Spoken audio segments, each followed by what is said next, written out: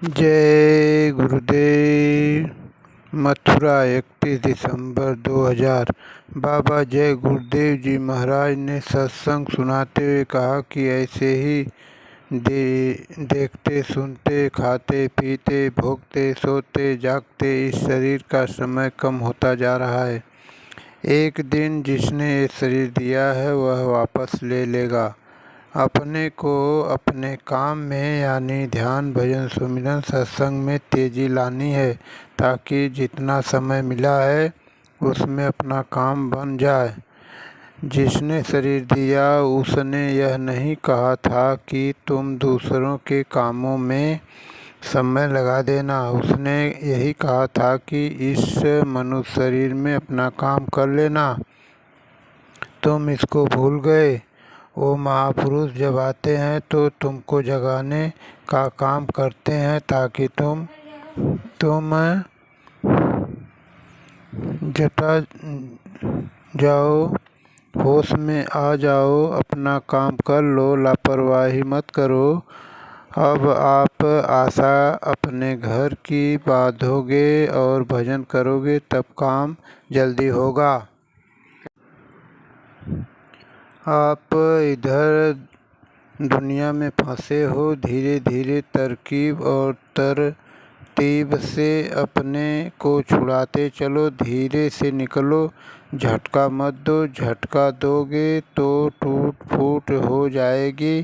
इसलिए धीरे धीरे युक्ति से अपने को निकाल लो। आप बराबर याद करते रहो और यह सोचते रहो कि आपने उसको याद किया कि नहीं। अगर आप भूल गए तो नाम धन आपके हाथ से गिर जाएगा। इसलिए रोज़ घाट पर बैठो, उसके नाम को रूप को याद करो।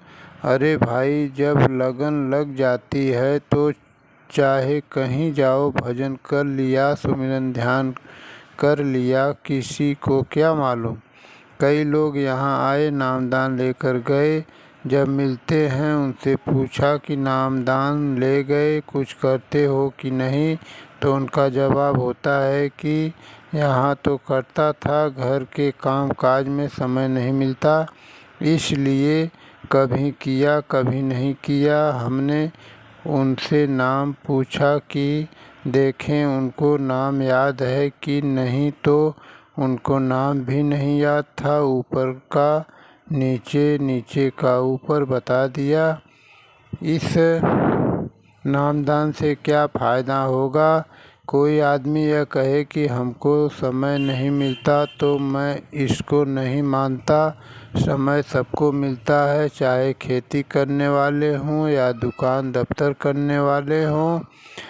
पहले सबका नियम था कि जो कुछ भी पूजा पाठ प्रार्थना वह करता था वह नित्य नियम से काम धंधा शुरू करने से पहले अपनी पूजा पाठ कर लेता था। उसका पक्का नियम था कि बिना पूजा पाठ किए खेत पर नहीं जाएंगे, दुकान नहीं खोलेंगे, दफ्तर नहीं जाएंगे। फिर यह तो सच्चा भजन प्रभु को प्राप्त करने का है। रोज़ रोज़ करो, आत्मा की रगड़ करनी है। रोज़ रोज़ रगड़ पड़ेगी तो चिंगारी निकलेगी, फिर तो आँख कैसे नहीं खुलेगी। कहने का मतलब यह है कि रोज़ भजन करो।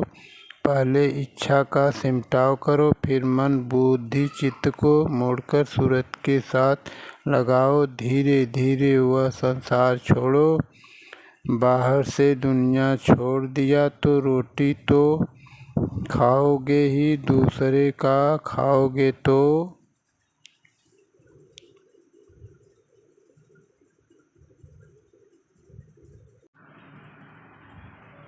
उसका चुकाओगे कैसे। घर के मारे बन गए बनतज बस्ती माही। कहें कबीर क्या कीजिए यह मन ठहरे नाही। घर छोड़ दिया फिर वापस वहाँ आए तो वहाँ क्या मिलेगा। अपने मन को जंगल बना लो, चतुराई चालाकी छोड़ दो, सीधे साधे रहो। महापुरुषों ने एकदम सच कहा है कि बिना नाम के तुम निकल नहीं सकते हो। ऐसे जाल में फंसे हो कि और कोई रास्ता तुम्हारे निकलने का नहीं है। शरीर में यह सर का भाग यही मंदिर है, मस्जिद है, गिरजाघर है। सूरत यहीं दोनों आँखों के पीछे नाके पर बैठी हुई है। यहीं से बैठकर ये अंतर के लोग देखती, आकाशवाणी कलमा सुनती है। इसलिए तो हम आपसे बार बार कहते हैं कि मन को साथ लेकर भजन करो। जब शुरू में हमने भंडारा किया था तो केवल 40 आदमी थे। हमने कहा था कि आगे यह भर जाएगा। उस समय किसरा नगर मथुरा की ज़मीन 150 रुपये एकड़ में खरीदी की, यानी 1.5 बीघा खरीदी थी। जब जैसी ज़रूरत पड़ती वैसा काम करना पड़ता है।